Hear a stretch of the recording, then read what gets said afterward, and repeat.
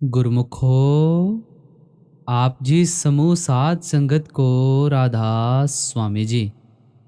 साध संगत जी हो, पिछली पौड़ियों में दादा भवानी जी ने बड़ा खोल खोल कर हमें समझाया। पिछली पौड़ियों का आप जी ने सत्संग सुना, 30 और 32 पौड़ी। आज 33 और 34वीं पौड़ी का सत्संग हम श्रवण करने जा रहे हैं, जो कि दादा भवानी जी का है। जपजी साहिब के मूल मंत्र से लेकर पहली पौड़ी, दूसरी पौड़ी, यानी आज तक मिलाकर 33 और 34वीं पौड़ी का सत्संग आज श्रवण करने जा रहे हैं। इसकी बकायदा प्लेलिस्ट बनी हुई है। आप चाहें तो हर एक पौड़ी का सत्संग बड़े ही ध्यानपूर्वक से श्रवण कर सकते हैं। तो आज दादा भवानी जी हमें ये समझाएंगे कि भाई, हर किसी के पास धन दौलत होने के बावजूद भी सुकून क्यों नहीं है। हर कोई धन तो कमा लेता है, पैसा, बंगला, कार सब कुछ है, लेकिन एक चीज की कमी है और वो है शांति। शांति किस तरह मिल सकती है? जब हम संत सतगुरुओं की शरण में जाएंगे। तो आज हमें दादा भवानी जी बड़ा खोल खोल कर इस सत्संग में समझाएंगे। मैं आप जी समूह साध संगत से बेनती करूंगा कि बड़ी ही एकाग्रता के साथ जपजी साहिब के ये सारे जितनी भी पौड़ियों के सत्संग हैं बड़े ध्यानपूर्वक से सुनिए। तो आओ 33वीं और 34वीं पौड़ी का सत्संग बड़े ही ध्यानपूर्वक से हम श्रवण करते हैं। पौड़ी 33वीं। आखण जोर चुप न जोर, जोर ना मंगण देण ना जोर। राधा स्वामी।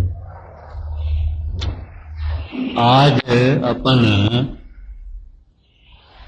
पौड़ी 33वीं और 34वीं लेने का विचार है।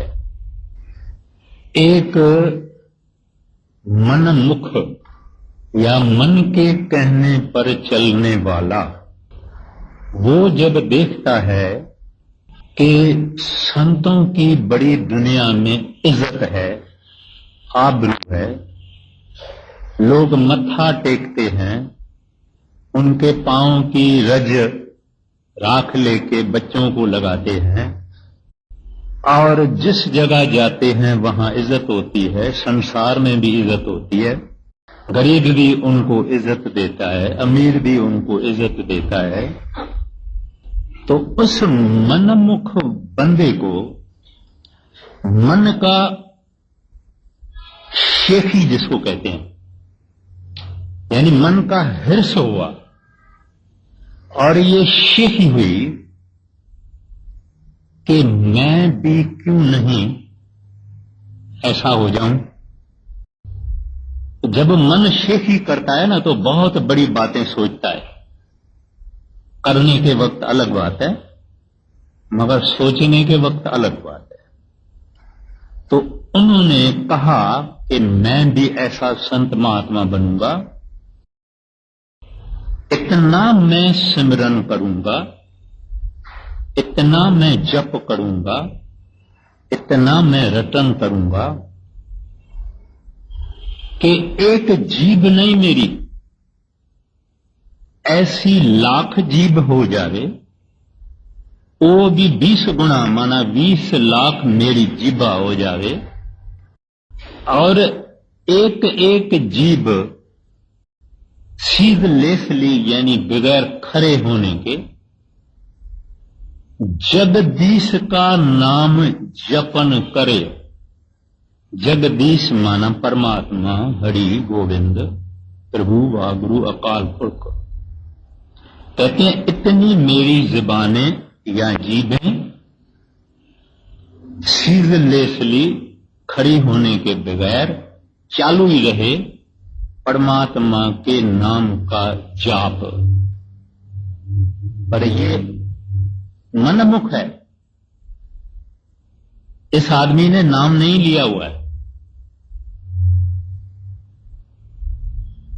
इनको अपने मन का हठ है और इसके मन ने रीस की है। रीस लफ्ज पंजाबी भी है और रीस लफ्ज सिंधी भी है, यानी जो इसके पास है वो मेरे पास क्यों नहीं होगी, इसको रीस कहते हैं। तो उस आदमी ने जो कि मन का कहना मानता है, जिसका गुरपीर माइंड है, मन है, उसने ये बोस्टिंग किया, शोखी की कि मेरी 20 लाख जबान होवे, एक एक लाख एक एक जुबान इस तरह से जगदीश का नाम जपे और ऐसी पौड़ियों पढ़ मैं जाके ईश्वर को, परमात्मा को, हरि को के साथ एक हो जाऊंगा, मिल जाऊंगा और फिर मेरी ऐसी ही इज्जत होगी, बड़ाई होगी, लोग मत्था टेकेंगे, लोग ऐसे करेंगे, लोग ऐसे करेंगे, लोग ऐसे करेंगे। तो गुरु नानक साहब जी महाराज कहते हैं ये सब तो इसने किया, लेकिन ये है क्या? एक कीड़ा यानी मकौड़ी यानी आंट, जो बिल्कुल थोड़ा थोड़ा थोड़ा थोड़ा चलती है और आहिस्ता आहिस्ता आहिस्ता आहिस्ता चलती है। उसने सुना था कि आकाश में हंस उड़ते हैं,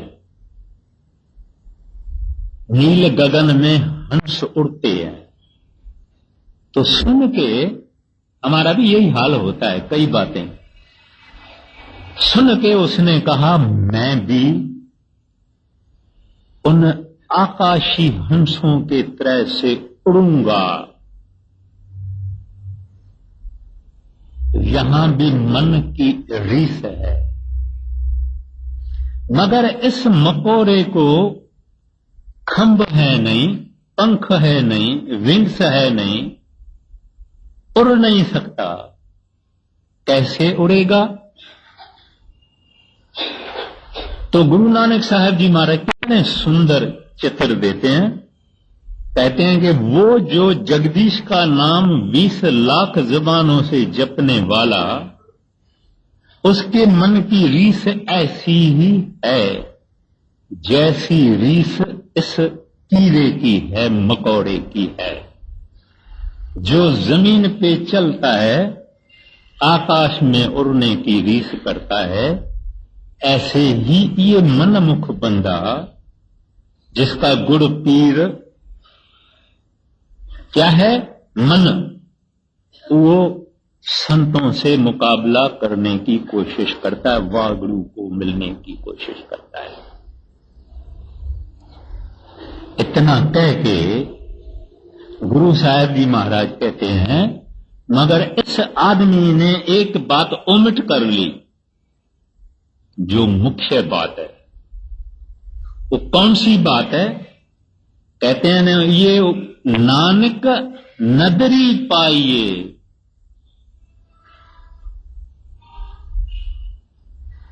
कूड़ी कूड़े ठीस। कहते हैं जितना भजन करना है करो, मेहनत करनी है करो, योग अभ्यास करना है करो, करनी है करो, लेकिन एक फैक्टर इंपॉर्टेंट है। अगर हम लोगों को उसका पता होवे तो ये इंसान इतना सिर ऊपर नहीं करेगा। हमारी सारी जिंदगी जितनी भी है उसमें डोमिनेटिंग फैक्टर मुख्य फैक्टर वो है उनकी रहमत, उनकी मेहरबानी, उनकी दया, वो मेहर, उनका फजल, उनकी ग्रेस। कहते हैं सारी सृष्टि में बाकी चाहे इंसान कुछ भी हासिल कर ले, लेकिन रूहानियत, प्रभु का प्राप्त करना, हरि का प्राप्त करना, इसके लिए ये एक डोमिनेटिंग फैक्टर है ग्रेस, दया, वो मेहर, उसकी नदर। अगर वो नदर नहीं है, माना if he does not come within the purview of a perfect saint, अगर उनके नजर के दायरे के अंदर नहीं आया, तो कहते हैं क्या इसकी हालत है?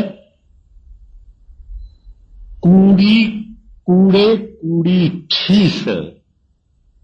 कहते हैं फिजूल, जैसे पानी में बुद बदा होता है, झूठ, वायात, कोई मतलब नहीं जिस बात का बेअर्थ। इसकी 20 लाख ज़ुबानें और उनका जपना, कहते हैं ये सब बेअर्थ है। यहां तक आए गुरु नानक साहब जी महाराज। अब उनकी पौड़ी जो है 33वीं, उसको मैं थोड़े वक्त के लिए छोटा सा टाइटल देता हूं, मन की शोखी। मन की शोखी यानी अपना जोर। इस पौड़ी का तत्व महाराज जी ये फरमाते हैं कि by himself man is nothing, can not achieve anything. यानी अपना जोर, उससे ये कुछ हासिल नहीं कर सकता है। वो अपना जोर का क्या मतलब है कि मन का जोर,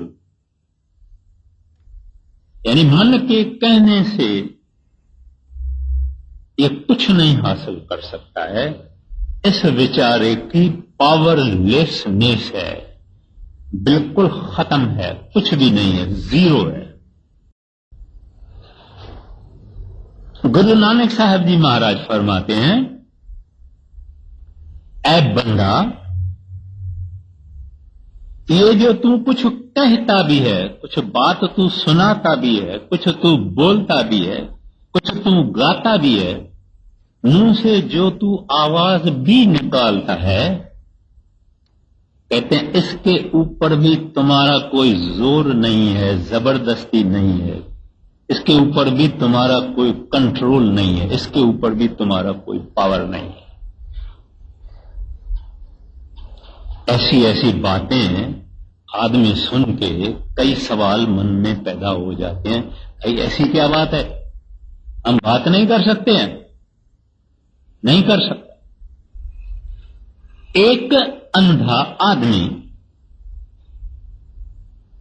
बाकी सब ठीक है, आगे चलता है, एक दूसरा साथी उसके साथ है, वो सुजा है, उसको आंखें हैं, मगर हाथ दिया हुआ है अंधे ने सुजाखे को। दोनों चल रहे हैं। अंधा कहता है मैं चल रहा हूं, आते ही चल रहा हूं, मगर वो बेचारा भूल जाता है कि सुजाखा अगर तुम्हारे से हट जाएगा तो तुम कहां चलेगा, कैसे चलेगा। एक हिंदुओं के शास्त्रों में छोटी सी बात आई है कि अग्नि और वायु, ये दो तत्व हैं, शरीर में भी है, हमारे बाहर भी दुनिया बनी हुई है, उसमें भी है। अग्नि कहने लगी कि मैं जबरदस्त हूं। वायु माना हवा, हवा माना तूफान, कितना ही कुछ भी कर सकती है। वो कहने लगी मैं जबरदस्त हूं, मैं तो अग्नि को भी बुझा देता हूं।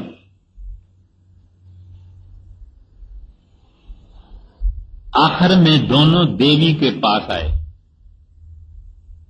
उनको कहने लगे आप फैसला करो कि ये जबरदस्त है या मैं जबरदस्त हूं। तो देवी ने क्या किया, एक छोटा सा मामूली कख माना स्ट्रॉ, वो कख रख दिया। पता नहीं हिंदुस्तानी में क्या कहते हैं, शायद इतना ही कहते हैं। एक कख रख दिया। अब अग्नि को कहा कि तुम इसको जलाओ। अग्नि ने बड़ा जोर लगाया मगर कख जला नहीं।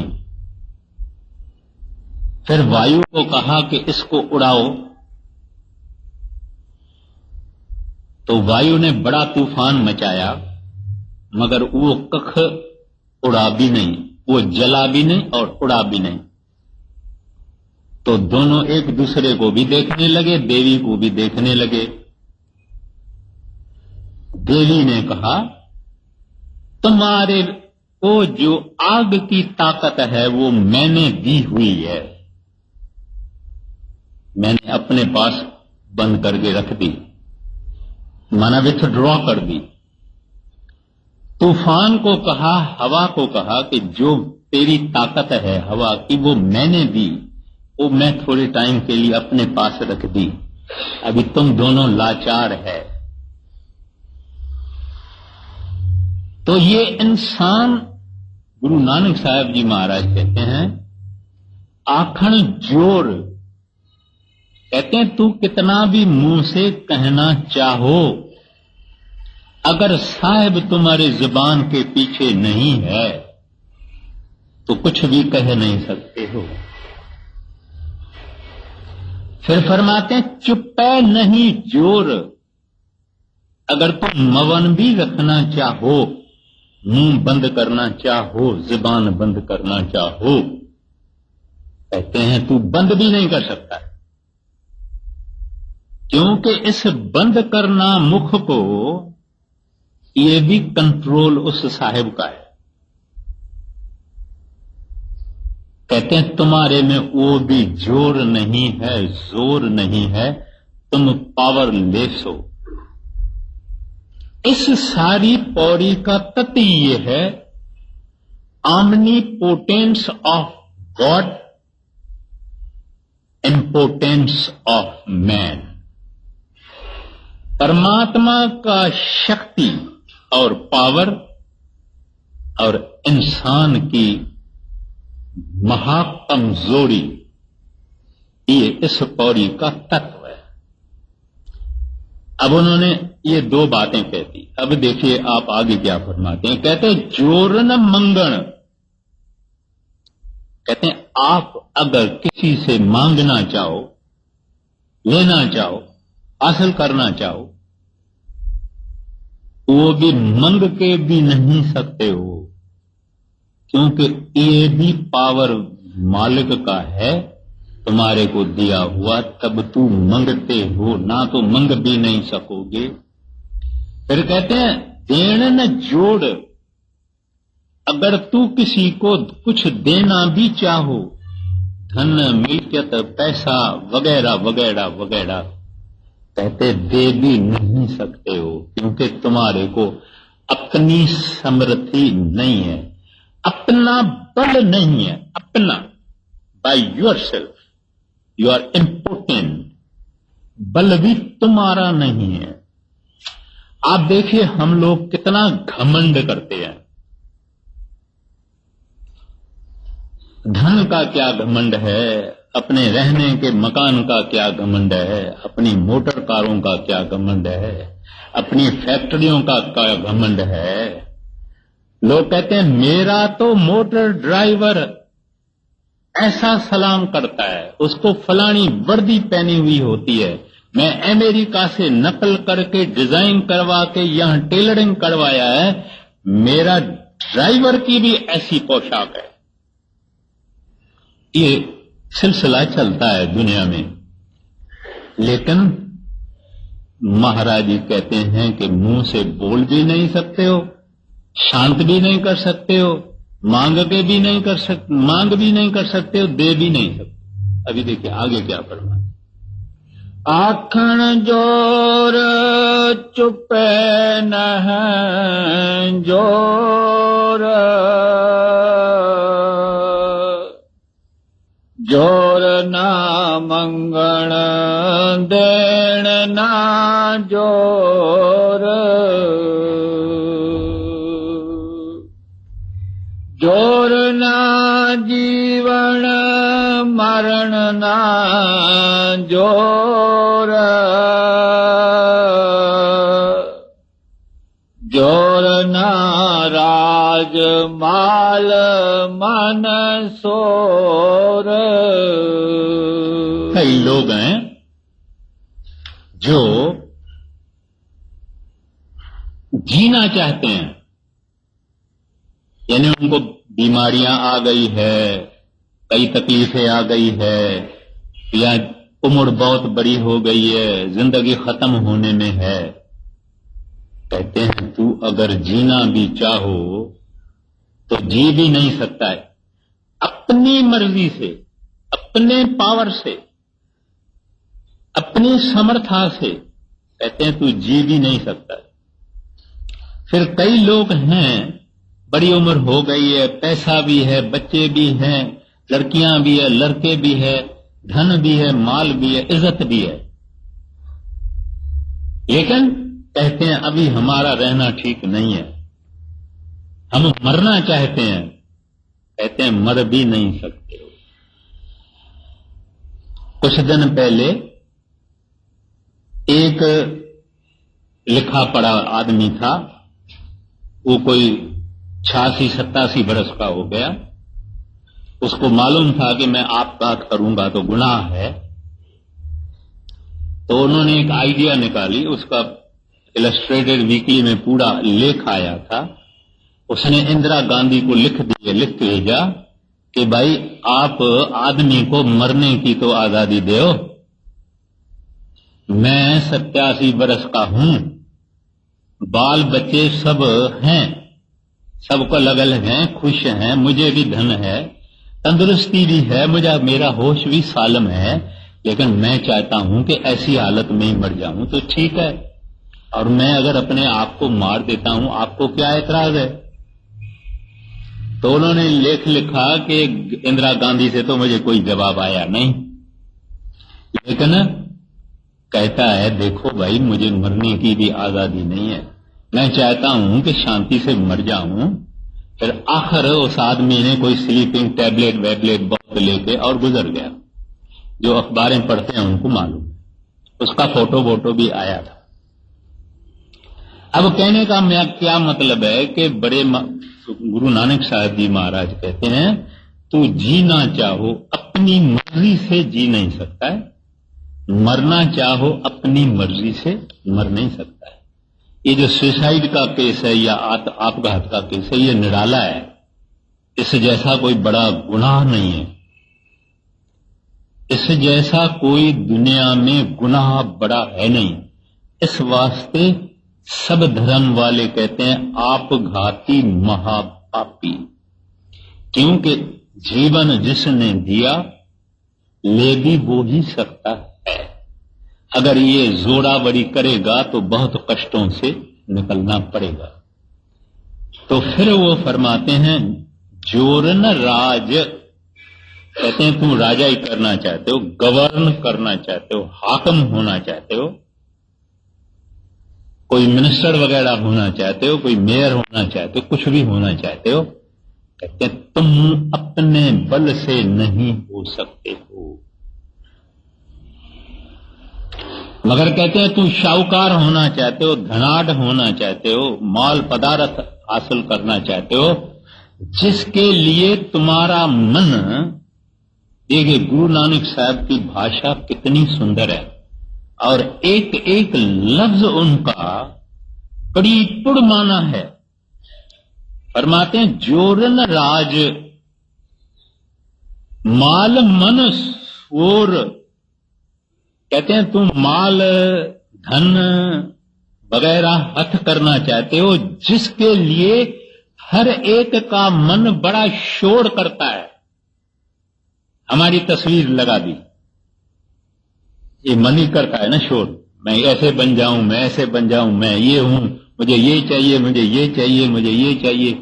कहते हैं जिसके लिए तुम्हारा मन, आपने तो लिखा है शोर मगर है शोर, जैसे जोर है जोर, तो वो भाषा अपने अपने वक्त में अपने अपने नमूने की होती है।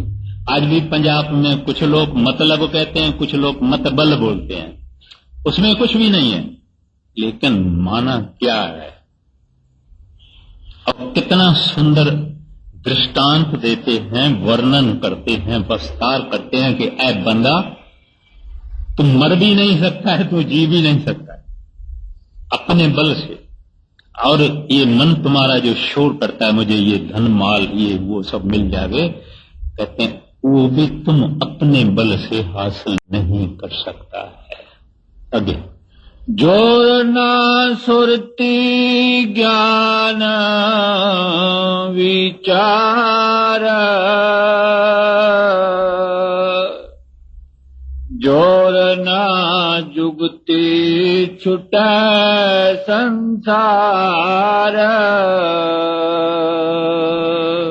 कहते हैं डिवाइन नॉलेज यानी रब्बी ज्ञान यानी असल रूहानियत, कहते हैं ये भी अगर तुम हासिल करना चाहो तो ये भी तुम अपने बल से नहीं हासिल कर सकता है। देखिए अगर ये चीज अपने बल से हासिल की जाती तो करोड़ों, दुनिया में करोड़ों लोग हैं अपने अपने धंधों में मशगूल है, इंडस्ट्रियों में मशगूल है, ऐशों में मशगूल है। किसी ने कभी गुरु का नाम सुना नहीं, सत्संग का नाम सुना भी नहीं, नाम का नाम कभी सुना ही नहीं।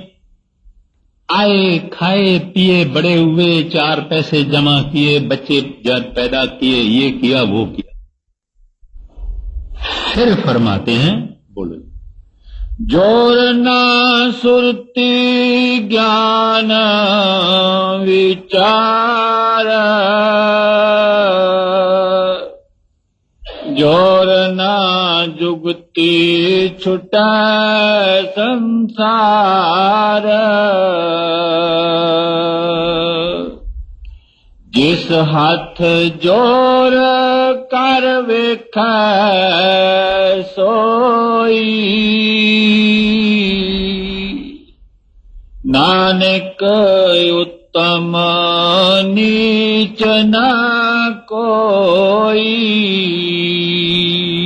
अब फरमाते हैं असल जोर, असल पावर, असल शक्ति, असल ताकत जिसके हाथ में है, यानी वो हरि गोविंद परमात्मा प्रभु वागड़ू, जिस हथ जोर कर वेखै सोए, कहते हैं जिसके हाथ में वो पावर है, उसने ये संसार बनाया, सब कुछ कर रहा है और सब कुछ देख भी रहा है।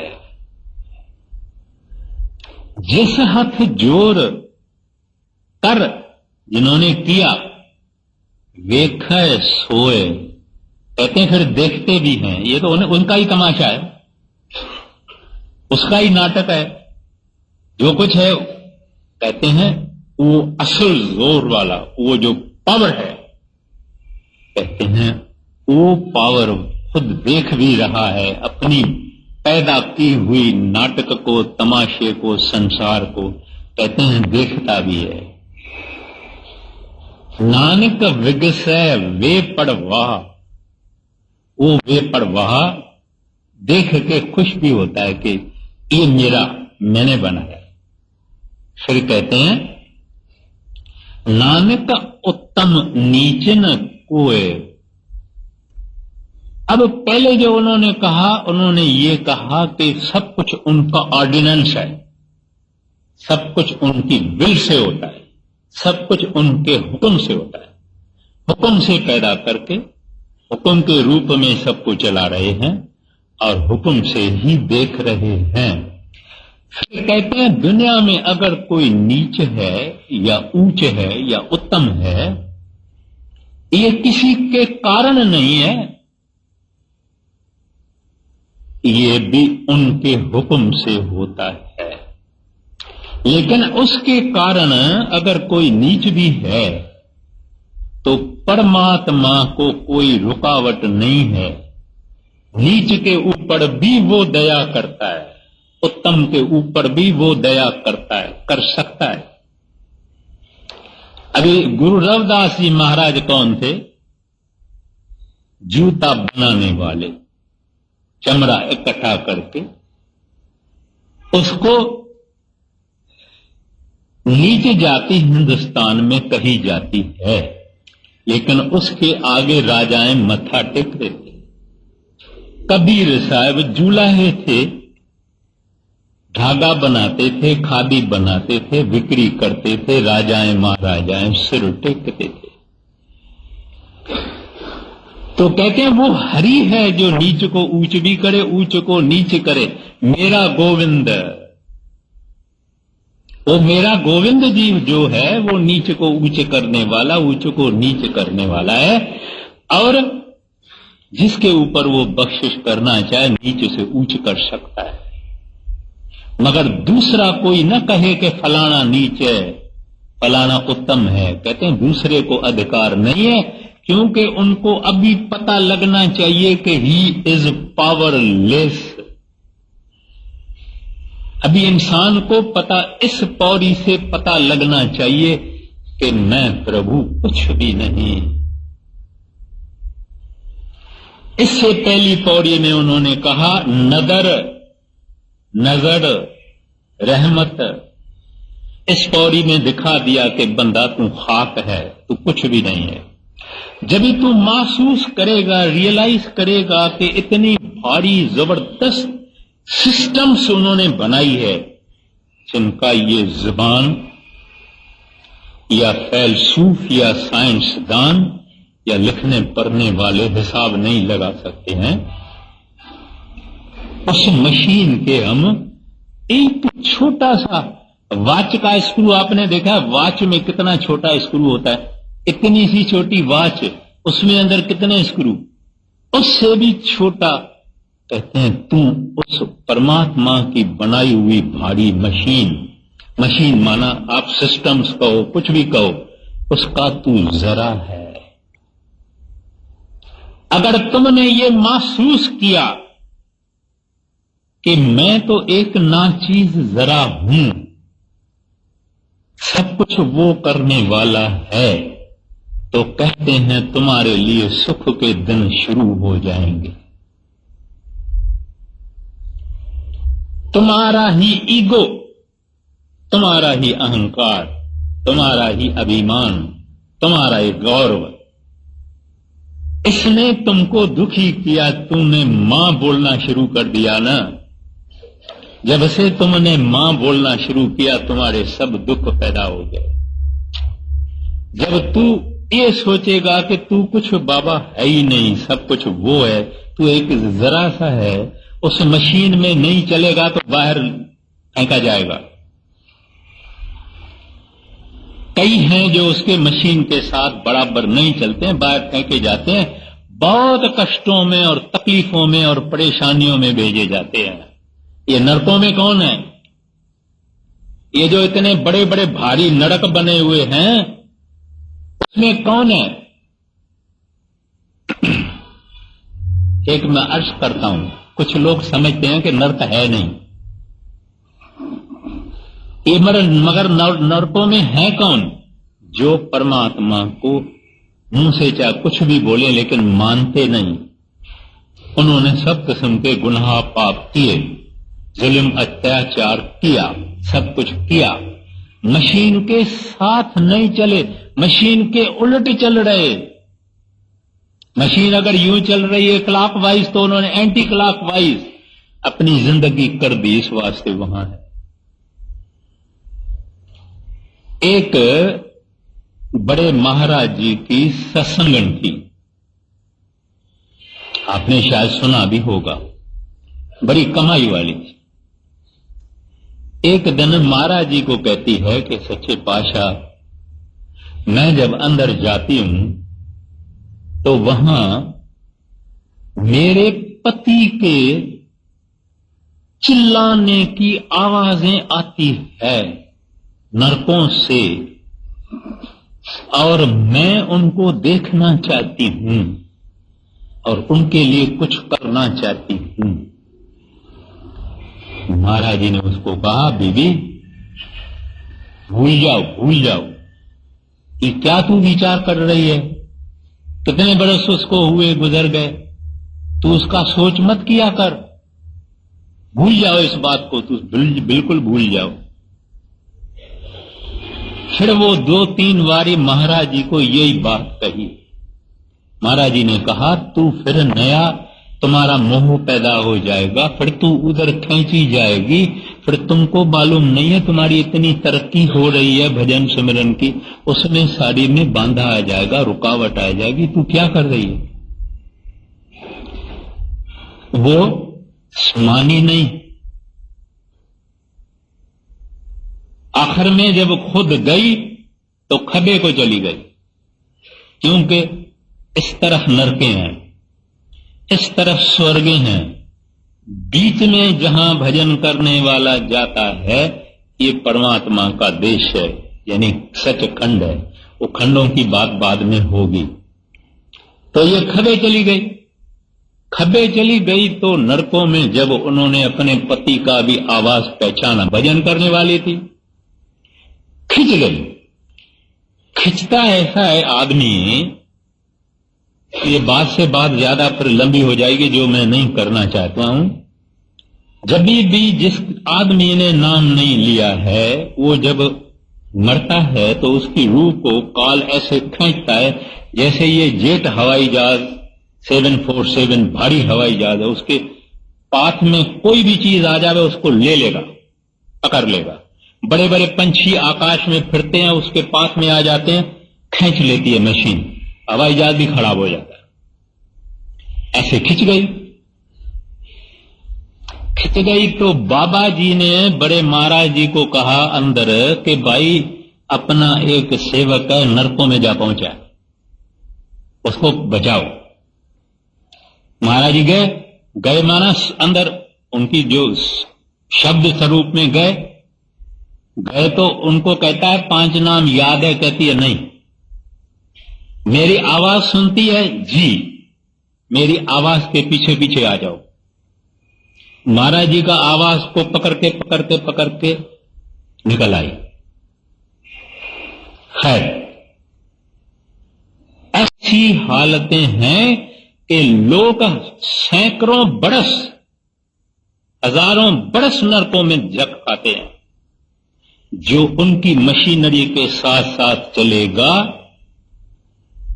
वो ही आखिर में उसके पास पहुंचेगा, मगर चलेगा वो जो समझेगा कि मैं कुछ नहीं, मेरे पास कुछ बल नहीं, मैं निर्बल हूं। तब उनको कुदरत, मालिक, सतगुरु बल राज कर देता है। मगर जब ये अपने को निर्बल समझेगा तब। तो यहां इस बात पर हम आ गए कि वो ऊंच को नीच करने वाला, नीच को ऊंच करने वाला वो एक वाहगुरु अकाल पुरख ही है। उसको हमको कभी नहीं किसी को नीच ऊंच करना चाहिए। ये भी उसने अपने हुक्म से उनको नीच किया है या ऊंच किया है। जब चाहते हैं नीच को ऊंच कर सकते हैं, ऊंच को नीच कर सकते हैं। आगे, जिस हाथ जोर कर वेख सोई, नानक उत्तम नीच ना कोई।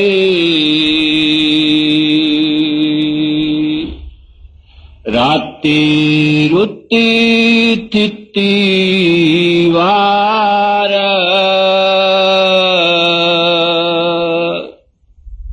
पवन पानी अग्नि पाताल।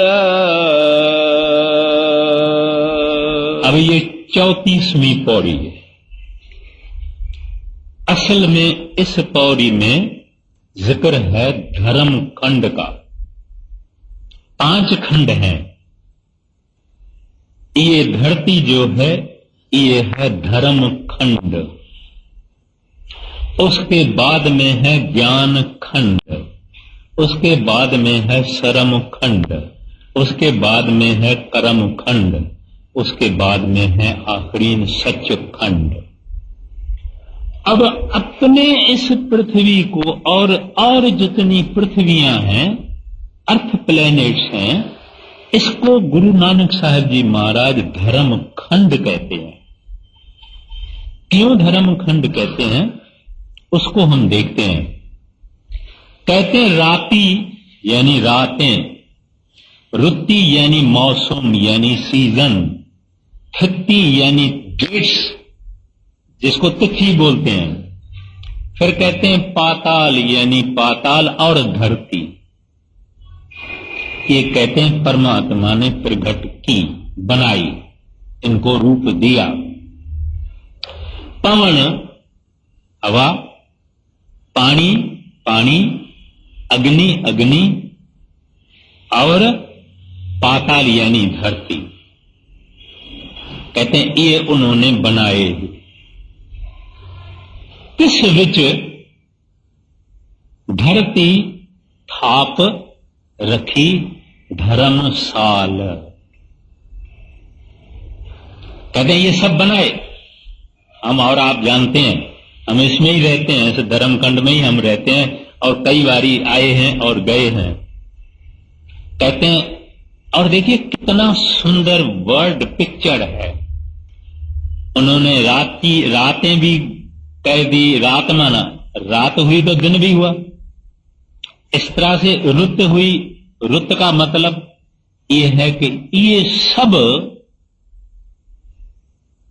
वॉचेस हैं, घड़ियाल हैं, टाइम पीसेस हैं, सिस्टम्स हैं कि टाइम जा रहा है, वक्त जा रहा है। आज की रात गई, फिर ये रात वाला वक्त नहीं मिलेगा, नहीं आएगा। जो आज रात को उठ के भजन किया उसने रात का फायदा लिया, नहीं तो रात गई। इस तरह से रुति, इस तरह से तिथि, इस तरह से वार, वार माना दिन। कहते हैं इन सब के बीच में अभी ये सब हम गिनती कर रहे हैं। गया गया, आज गया, 15 तारीख गई, 16 गई, 17 गई, 18 गई, मंगल गया, बुधवार गया, बृहस्पतिवार गया, शुक्रवार गया। इस बात को हमको भूलना नहीं चाहिए कि गया गया गया। मता कोई नौजवान बोले कि मैं तो अभी प्राइम ऑफ यूथ में हूं, शमशान भूमि में जाके मसाणी से पूछ ले हो तुम्हारे पास कितने बूढ़े आते हैं, कितने जवान आते हैं, कितने बच्चे आते हैं, कितनी औरतें आते हैं, कितने अमीर आते हैं, कितने गरीब आते हैं। टाइम किसी को नहीं देखता है, टाइम सबको हजम कर लेता है। इस वास्ते क्या फरमाते हैं कि प्यारा एक एक रात गई, एक एक मौसम गई, तिथि गई, वार गई, ये तुम्हारी जिंदगी का हिस्सा चला गया, वापस नहीं आने वाला है। सोच लो अभी कोई आदमी 60 वर्ष का है, ये आदमी ज्यादा से ज्यादा 75 का बनेगा, 80 का भी बनेगा, और ज्यादा जावे 100 का बनेगा, और ज्यादा जब 105 का बनेगा, मगर रहेगा तो नहीं हमेशा के लिए। बुढ़ा हुआ शेख फरीद, कंबण लगी देर, जे 100 बरस भी जीवना तो भी होसी खेल। बहुत बहुत बड़े बड़े बुजुर्ग देखे हैं, उनके हाथ ऐसे ऐसे कांपते हैं, दस्तखत नहीं कर सकते हैं, सही नहीं अपनी डाल सकते हैं। कभी कभी उनका बैंक वाला उसको बोलता है, तू कोई भाई कोई म्युनिसिपैलिटी का मेंबर लेके आओ, कोई एमएलए लेके आओ जो तुम्हारी दस्तखत आके कहे कि ये तू फलाना बराबर है, नहीं तो तुम्हारी दस्तखत बदल गई है, क्योंकि बूढ़ा हो गया, अभी उसका हाथ चलता नहीं है। तो ये छोटी छोटी बातें हमारे लिए रिमाइंडर्स हैं, यादगिरी दिलाती है कि प्यारा, ये बूढ़ा जिसकी अभी दस्तखत भी बदल गई है, ये भी कभी 25 बरस का नौजवान था, ये भी कभी 30 बरस का जवान था, आज ये हालत है। अरे इसने अगर भजन वगैरह कर लिया है, मुबारक है इसकी जिंदगी। वो कहेगा, आओ प्रभु, जब तेरी मर्जी मैं तो तैयार बैठा हूं, कफन तो मेरी जेब में पहना हुआ है। मैंने आगे ऐसे एक प्रेमी सत्संगी का जिक्र भी किया है, तो उसमें तस विच धरती थाप रखी धर्मशाल, कहते हैं अब इसमें उन्होंने धरती रखी है, उसको बोलते हैं गुरु नानक साहब जी महाराज धर्मशाल। आम तरह से पंजाब में जहां तक मुझे मालूम है, धर्मशाल में गुरुद्वारा भी होता है, रिलीजियस प्लेस भी होती है। और सिंध के तरफ तो धर्मशाल वो जगह थी जहां के आदमी सफर करने को जावे, 2-4 दिन ठहरे, पानी मिलेगा, गर्म पानी मिलेगा, सोएगा, ये मिलेगा, सुबह को 2-3 दिन के बाद चला जाएगा। तो खैर, नाम तो धर्म है कि नहीं। अब धर्म की माना दुनिया मजहब समझती है, लेकिन धर्म की माना ड्यूटी है। महाराज श्री कृष्ण ने गीता में इस लफ्ज को खूब खोला है। कहते हैं तुम्हारी ड्यूटी क्या है? फकत परमात्मा को मिलना, कहते हैं ये तेरी ड्यूटी है। शादी करना, बच्चों को जन्म देना, खाना पीना, मर जाना, कहते हैं तेरी ड्यूटी नहीं। मुख्य चीज जो अमल व्यापार तू यहां करने को आए हो, अमल व्यापार, वो है प्रभु भक्ति, नाम भक्ति, हरि भक्ति, गुरु भक्ति। कहते हैं ये तुम्हारा व्यापार है, करने को हम सब आए हैं, मगर विरला व्यापारी जरूर हैं, मगर वो व्यापार, वो सौदा, वो बार्गेन हम करते नहीं है। हाँ जी, कल करेंगे जी, परसों करेंगे जी, करेंगे जी, करेंगे जी, करेंगे जी, ये हमारा हाल है। महाराज जी कहते हैं उधर देख फलानी तारीख चली गई, उधर देख फलानी ऋतु चली गई, अभी अभी ये क्या आया, फरवरी, मार्च, अप्रैल, इसको स्प्रिंग कहते हैं, वसंत कहते हैं। फूल खिले हुए हैं बागिस्तानों में, बहारों में, कहते हैं ये भी चली गई, अभी अप्रैल खत्म होने में है, वसंत ऋतु भी चली गई।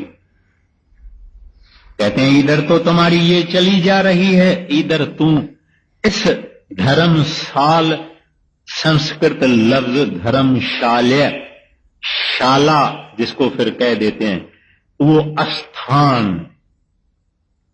जिसमें धर्म की प्रैक्टिस हो, जिसमें धर्म का अभ्यास हो, वो धर्मशाल ये इंसान की जिंदगी है और ये कर्म भूमि है।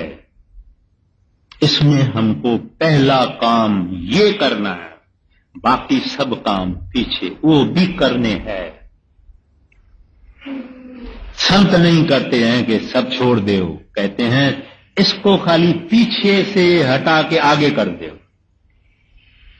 इसको खाली लास्ट में जो तुमने रखा है इसको खाली आगे कर दो। देखिए, महापापी में पापी और महानेक में नेक, शुद्ध रूहानी आदमी, ये दोनों परमात्मा को एक ही डिस्टेंस पर है। अगर ये 3 फुट दूर है तो वो भी 3 फुट दूर है। महापापी भी 3 फुट दूर है। 3 फुट कहो, 1 फुट कहो, 1 सेंटीमीटर कहो, कुछ भी कहो, डिस्टेंस इक्वल है दोनों का। आप कहेंगे क्या कहते हो, डिस्टेंस एक कैसे, वो तो लाखों करोड़ दूर होगा माइल। नहीं, दोनों एक डिस्टेंस पर है, मगर एक का हरि को पीठ है, दूसरे का हरि के तरफ मुंह है।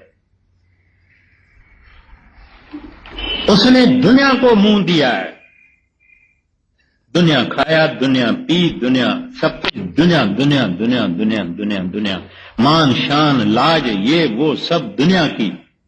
वो कहता है हरि हरि हरि, मेरा हरि, मेरा हरि, मेरा प्रभु, मेरा वागुरु, मेरा सतगुर सतगुर सतगुर सतगुर सतगुर। बस फर्क इतना ही है। तो कहते हैं ये जो इंसान है जो आके इधर अपना धर्म पूरा करता है, अगर हमारा दिन बिगर भजन के गुजर जावे तो हम कह सकते हैं कि आज मैं अधर्मी हूं, चला गया, ये वापस नहीं आएगा। ऋतु चली गई, डेट चली गई, वार चला गया, सब चला गया। सोचना चाहिए, संतों ने जो ये वाणी कही है, ये उन्होंने इस वास्ते नहीं कही है कि पढ़ के हम चुप हो जाएं। मैं पुणे में गया, किसी घर में रात को सोया, तो सुबह को पास वाले घर में एक आदमी सुबह को 4 बजे उठ के उन्होंने श्री जपजी साहब की टेप लगा दी। टेप रिकॉर्डर चल रहा है। कितनी सुंदर वाणी है। लोग तो कई मुंह से कहते हैं, वो भी अच्छा है, वो भी ठीक है, कहने से कुछ न कुछ होगा, फायदा होगा, पवित्रता आएगी, कुछ भी होगा। लेकिन ये टेप पर चढ़ा देना कम से कम मेरे को सही बात नहीं लगी। लेकिन ना से वो भी अच्छा है। अगर यही आदमी सोया हुआ होवे और करारे मारे, इससे तो अच्छा है कि टेप भी चले, तो वो भी अच्छा है। एक आदमी ने महाराज जी को कहा कि महाराज जी सच्चे पातशाह, मैंने क्या किया है कि 5 नाम टेप पे टेप करके और सुबह को उठ के चालू करता हूं। खैर, इंसान देखिए, इसको जपना था अपने मुंह से। मुंह भी कौन सा, ये नहीं, ये यानी सूरत का मुंह, the mouth of our soul.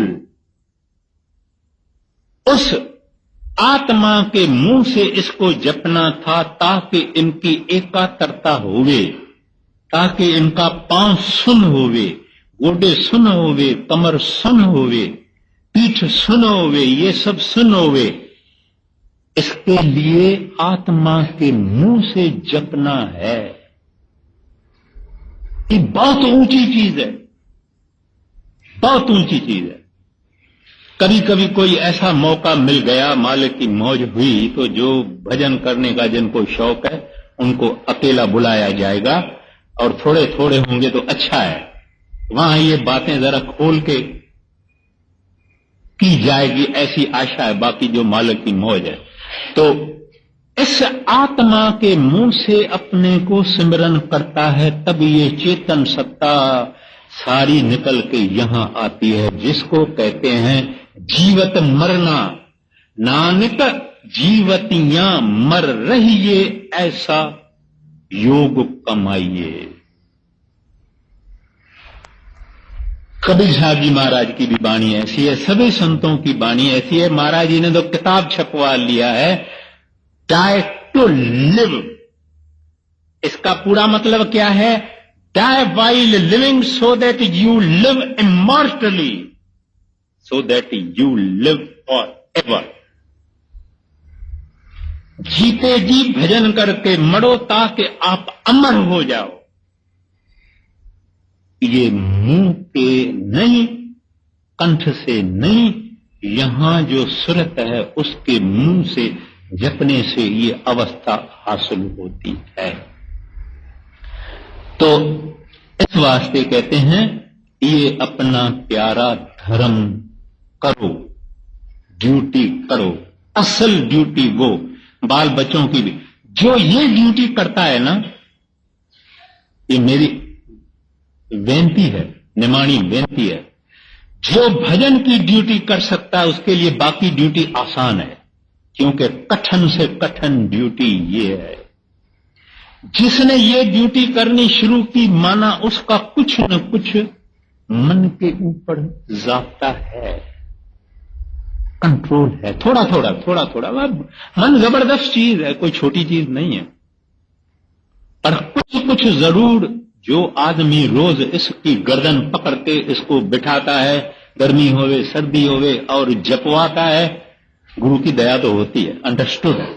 उसके समय तो मैंने आगे ही अर्ज किया जप साहब की वाणी क्या फरमाती है, तो उस आदमी को फिर बाकी ड्यूटी करने में अच्छा पड़ता है। तो कहते हैं तिस विच धरती थाप रखी धर्मशाला। कहते हैं इस धर्मशाला में प्यारा अपनी धर्म की ड्यूटी पूरी करो। आगे तिस विच जिया जगत के रंग,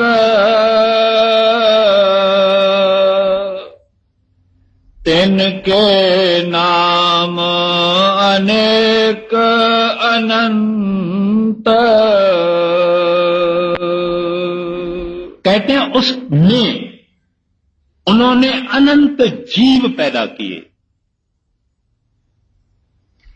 हम अगर आकाश से पाताल तक, यानी समुद्र तक, ओशन के अंदर तक हम अगर हम कहें, तो आकाश में कैसे पंछी हैं जो हमको दिखने में नहीं आते हैं, और ऐसे ऐसे भी लोक हैं जिसके अंदर ऐसे ऐसे भी लोग हैं जो अभी संसार को पता लगा नहीं, साइंस को पता लगा नहीं। फिर आकाश में कितने पंछी हैं और जीव हैं, और फिर इस धरती पर क्या क्या है, फिर पानी के अंदर क्या क्या है, फिर बगीचों में, दरख्तों पर, जंगलों में क्या क्या है। कहते हैं ऐसे अनंत जीव, अनंत रंग, अनंत रूप, उनके नाम भी अपने को नहीं आते हैं। मेरा सौभाग्य है, मैं हजूर के साथ साउथ अफ्रीका के टूर पर गया था। वो अफ्रीका है, वहां ऐसा कुछ देखने को मिला जिसके नाम भी लोगों को नहीं मालूम है कि इस पंछी को क्या कहा जाता है, इस फूल को कहा जाता है, इस जानवर को क्या कहा जाता है, उस जानवर को क्या कहा जाता है, ये भी पता नहीं है। तो कहते हैं ये सब उस प्रभु ने, वाह गुरु ने संसार सृष्टि इस तरह की पैदा की है। बेहिसाब नाम, बेहिसाब रंग, बेहिसाब उनके रूप है। आगे कर्मी कर्मी होए विचार, सच्चायाप सच्चा दरबार। तिथ सोहन पंच परवान, नदरे कर्म पवन निशान। कहते हैं अब जितने ये जितने ये रूह हैं, हर एक में आत्मा है। चींटी में भी आत्मा है। ये लाइस जो सिर में आदमियों के पड़ जाती है, उसमें भी आत्मा है। हाथी में भी आत्मा है। हाथी में भी ऐसी आत्मा है जैसी चींटी में है। सब में आत्मा है। कहते हैं कि ये सब अपना अपना कर्म करते हैं। इसमें बड़े से बड़ा कर्म इंसान करता है और इंसान उसके लिए जिम्मेवार भी है। इंसान उसका फल भी उसको मिलता है, उसका दुख भी उसको मिलता है, उसका सुख भी उसको मिलता है। लेकिन कर्मी होए विचार। कहते हैं विचार जैसा आदमी का विचार ऐसा कर्म करेगा। अगर विचार इसके दुष्ट पड़े के हैं, नीच हैं, बुरे कर्म करेगा, क्योंकि विचार कर्म की फाउंडेशन है। सब शरारती शैतानियां डेवलड़ी पहले इस दिमाग के अंदर जन्म लेती है, उसके बाद इंसान उसको करता है। और जब किया, उसके मन के अंदर ग्रू हुआ, एक लाइन बन गई। जैसे रोड पे बैलगाड़ी चल के उन बैलगाड़ी का जो चीकला है, जो व्हील है, उसका लीटा आ जाता है। ऐसे ऐसे इंसान बुरा करता जाएगा, उनके ग्रू पड़ते जाएंगे, उसके सांधे पड़ते जाएंगे और इनकी हैबिट बनती जाएगी, आदतें बनती जाएगी। बुराई सोचेगा, बुराई करेगा। जब सत्संग में आया, सत्संग सुना, हरि कथा सुनी, प्रभु कीर्तन सुना, प्रेम पैदा हुआ। प्रेम की पहली लाइन बन गई, फिर दूसरी लाइन भक्ति की बन गई, फिर तीसरी लाइन बन गई। उसके ऐसे ऐसे कर्म हो जाएंगे। फिर कर्म विचार को और विचार कर्म को ऐसे साइकिल में चलते हैं। फिर इनका विश्व सर्कल या नेकी का सर्कल ये बन जाता है। फिर ये नेकी नेक करेगा, नेकी नेक करेगा, नेकी नेक करेगा। देखिए एक छोटा सा कर्म क्या करता है, तो मैं ज्यादा नहीं कहूंगा, टाइम खत्म होता है। बाकी जो थोड़ा कुछ है ये बेइंसाफी होगी मेरे साथ भी और संगत के साथ भी कि मैं जल्दी जल्दी पूरा कर दूं। पूरा करना अपना मकसद नहीं है, मगर अपने को समझाना अपना मकसद है। तो अब हम यहां खत्म करते हैं कि कर्म से विचार बनता है, विचार से कर्म बनता है, कर्म से विचार बनता है और ये आदमी को आखिर में पकड़ के चलाता है। इस वास्ते चोर जब चोरी करके जेल में जाता है, कई चोर हैं जो फिर वापस निकलते हैं, फिर चोरी करके वो जाता है, उनका घर जेल बन गया। जब तक के कोई ऐसी आउटसाइड पावर, कोई यार उसको प्यार करके करके करके करके सत्संग में ले आवे, कोई ऐसा वचन सतगुरु का उसके दिमाग में बैठ जावे, ये आदमी बदल जा सकता है।